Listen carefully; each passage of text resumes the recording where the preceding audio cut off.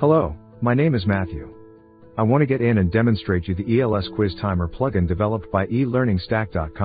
This plugin has been developed to allow LMS admins to set up question level time in the assessment quizzes.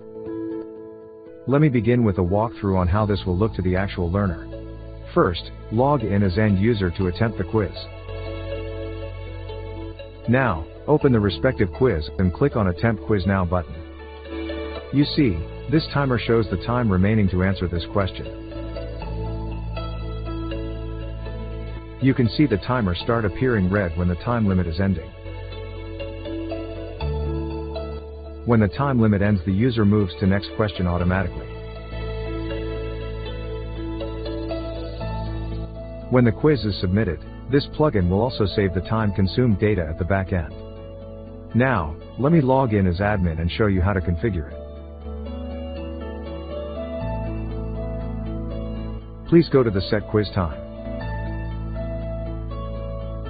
To set the equal time for each question, select the Standard Time option. This will set the same time for all the questions in a single go. You also have an option to set up different time, question-wise. So you may select the option question-wise time. So this is how the question-wise time is set.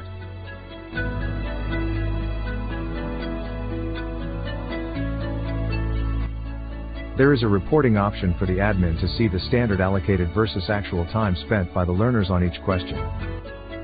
To download the report either as a PDF or in CSV format, click on any of these buttons.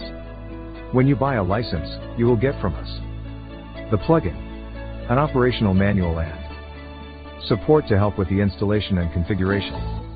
To buy a copy of this plugin, please visit eLearning and go to the Quiz Timer plugin page. Thank you for watching the video. We are looking forward to seeing you on board.